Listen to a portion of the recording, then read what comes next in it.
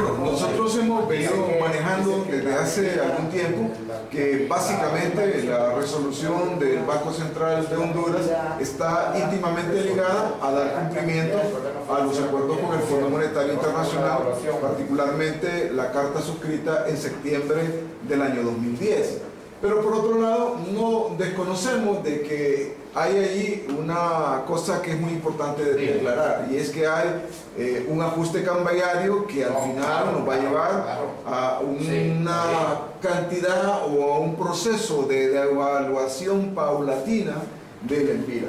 Este proceso de devaluación, digamos que no se va a ver tan de inmediato, afortunadamente, pero al final, si queremos hablar de que lo que tiene sentido es mejorar la capacidad competitiva, es prácticamente hablar de que las exportaciones podrían venderse más baratas, y eso solamente se hace a partir de una devaluación, aunque esta sea paulatina.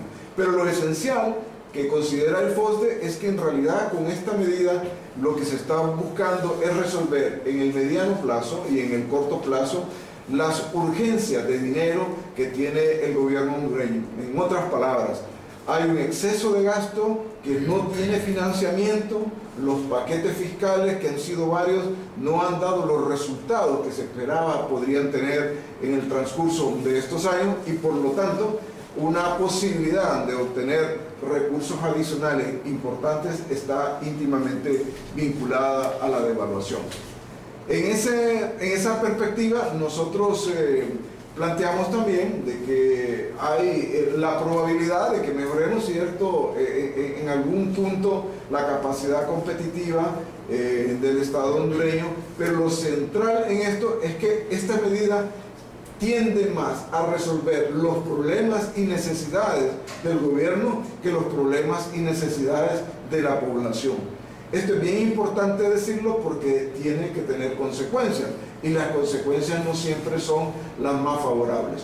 Por eso nosotros no aceptamos el planteamiento del Banco Central de que no se midieron las consecueas de esta medida y que no saben exactamente qué es lo que iba a ocurrir. Nosotros somos del parecer de que efectivamente esas medidas de muchos sectores involucrados ya tenían un efecto que no iba a ser tan favorable, y de ahí que asumimos que habrá documentación por parte del propio Banco Central de Honduras que pueda respaldar el conjunto de iniciativas que se han venido realizando, pero no en la suficiencia técnica que nosotros creemos que es oportuno decir.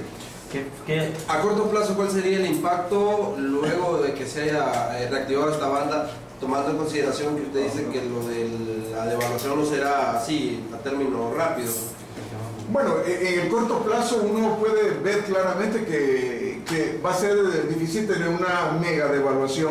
De hecho, es cierto que las reservas internacionales han crecido, que un poco lo de las remesas se ha venido sosteniendo, pero también es cierto de que esa revaluación del Empira, es decir, poder comprar dólares a una cantidad de lempiras menor, si llegara a darse, no sería por mucho tiempo. Y lo segundo, que es claro que una vez que eso termine y que las reservas internacionales empiecen a agotarse, entonces se va a dar el ajuste o va a llegarse a un valor que es diferente al que se tiene en este momento, y ese valor será una cantidad de lempiras mayor que la que efectivamente en este momento se tiene. Licenciado, las causas principales para que el gobierno haya tomado esta decisión.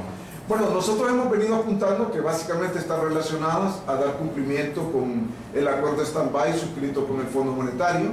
Ya incluso antes se había hablado, más o menos en julio del año 2010, que el directorio había dicho específicamente que había que hablar de flexibilización bancaria o flexibilización del tipo de cambio, para ser todavía más específico. Por lo tanto, es una recomendación y un compromiso que tiene el Estado hondureño para poder intentar suscribir un acuerdo en el año 2012. ¿Es la inflación una de las consecuencias si se da una devaluación posterior?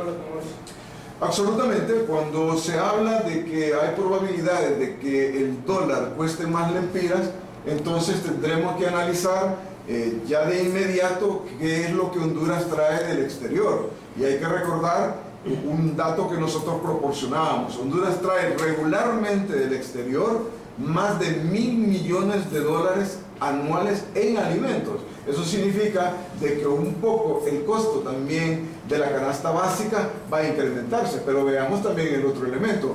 Uno de los mayores niveles de consumo que tiene el país es por combustibles, por los derivados del petróleo, que también se verían aumentados, y obviamente todo lo que tiene que ver con capital de trabajo, tractores, fertilizantes, etc. En concreto, el costo de la vida tendría que aumentar, la inflación tendría que aumentar, pero ahí es donde viene la ventaja, en la medida en que los productos puedan venderse a un precio mayor, la recaudación fiscal por impuestos sobre ventas se va a ver firmemente incrementada. Entonces, en alguna medida resuelve la necesidad de efectivo por la baja recaudación. En materia económica, ¿hacia dónde vamos entonces con esta medida? Nosotros creemos que todavía sigue habiendo muchos cambios, que esos cambios son bastante erráticos, uno no advierte con claridad si efectivamente tenemos una política fiscal absolutamente coherente y que esa coherencia también se esté dando del lado de la política monetaria. Por eso asumimos con mucha sorpresa de que nadie quiera asumir la responsabilidad de quién es o quiénes son los que están dándole coherencia a toda la política económica, porque pareciera más bien que hubiese toda la intención de únicamente resolver las necesidades, la cantidad de dinero que crecientemente necesita el gobierno y no las necesidades del pueblo de Honduras. ¿Existe algún riesgo en el manejo de la política cambiaria? Es decir, ¿puede ser manipulada de alguna manera el precio base que se va a determinar?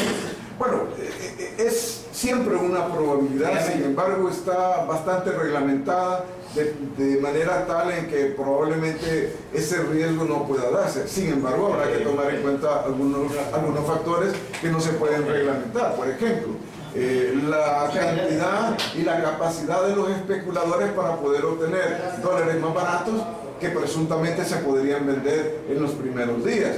Pero después viene la capacidad de poder vender esos dólares que se compran más baratos a un precio mayor. Pero hay algo que también queremos llamar la atención. El costo del dinero podría aumentar, en otras palabras, la tasa de interés. ¿Esto qué quiere decir? Que el dinero plástico o el dinero de las tarjetas de crédito, los créditos que las personas puedan tener en alguna institución bancaria o en alguna que esté vinculada al sistema financiero formal y al sistema financiero de subterfugio, van a encontrar que efectivamente el costo de ese dinero va a aumentar en la medida que pueda darse el proceso de depreciación del empira o lo que podría ser la devaluación. ¿Cómo es la remesa? ¿Cuáles son otros factores que estarían afectándose?